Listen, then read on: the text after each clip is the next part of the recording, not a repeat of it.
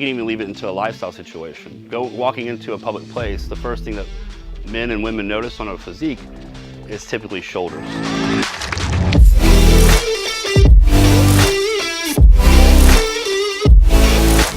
That's what shows your frame. That's what's going to frame you out, make you look big or small in whatever you're trying to do. So I really hammer home being a smaller frame. I really hammer home really developing my delts. Yeah, my picture was in there for a while. Building up to Olympia, always a lot of excitement. Amateur Olympia, I needed to clarify that. I'm not a pro at any level. But I feel like the build up to going to Amateur Olympia is really, really good. I mean, like I said before, it's a prestigious stage, so you get excited. The workouts, the food, everything, all makes sense. And then when you go on stage, and no excuses, I kind of messed up my carb up and my water manipulation a little bit, so I didn't look my best. But I still think it was a good overall turnout for me. But the presentation itself was kind of robbed in a way, because as a men's physique competitor, you get the least amount of stage time to do any of your routines, your presentation, so you do all this hard work. Mine was a 14-week prep, typically 16 to 20.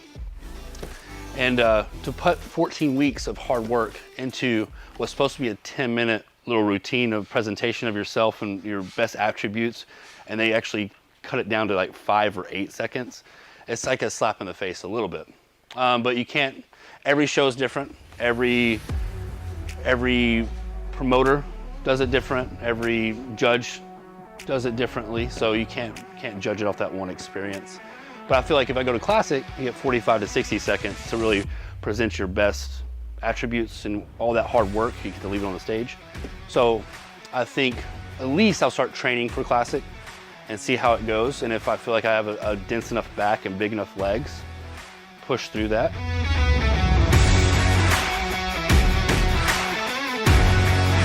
If you follow Classic, it's a very uprising part of bodybuilding, and a lot of people enjoy it. And you get to really showcase how you want to do it.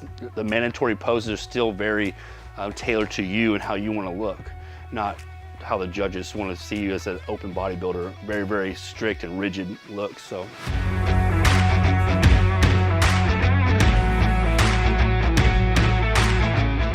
Back and delts is what I really want to focus on, and I feel like I've got my delts where I want it to be. Never settle, but I feel like they're in a really good spot right now. So when I train delts, it's a lot of volume. I'm trying to get a lot of hypertrophy in that movements, and the movements itself, very, very low rest times, and getting a lot of blood into that muscle.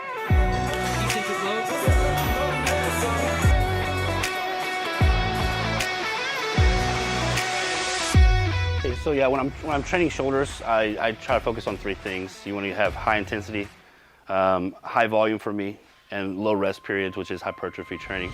So when you're doing high intensity, it's really just making sure you're getting every little bit out of your body that you can. Intensity means like you're really feeling it. That mind and muscle connection is there. You're ready to rock and roll. Like you're feeling the burn and you're pushing past your limitations.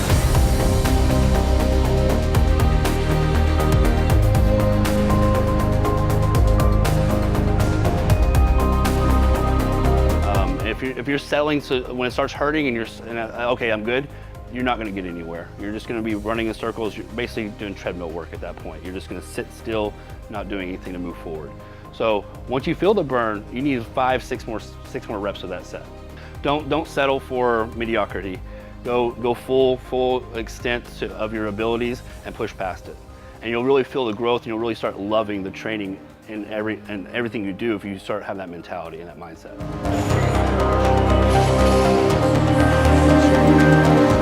Part 2 is volume. Volume is very important to me when it comes to isolated movements.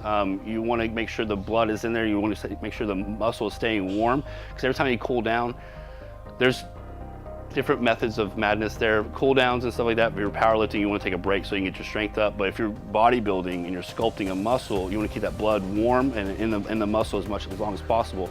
And volume helps create that. So I don't do anything less than 12 to 15 reps when I'm doing volume. And that just keeps it going, and you're gonna feel a lot of burn. And I don't wanna be easily doing 12 to 15 reps. Keep pushing the pace, and that's part of the intensity too. You don't want to keep doing what you did last week. You want to keep improving and doing better the next week and the next week and the next week. So if you have a journal, jot down your workouts, keep track of what you're doing. That way you can always improve on yourself. And that goes for everything, not only working out, but anything you want to do in life to make sure you're better. Got it. Good.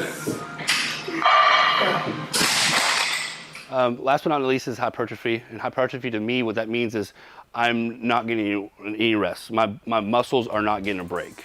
So only thing I'm doing for 30 seconds or 45 seconds in between sets is catching my breath. So my respiratory can keep up with my muscles. That's all I'm doing. So very, very low rest time. It's basically like if you're going into the next set doing the same thing you did the set before, you're not doing it right. You need to be almost failing a couple reps sooner or increase the weight.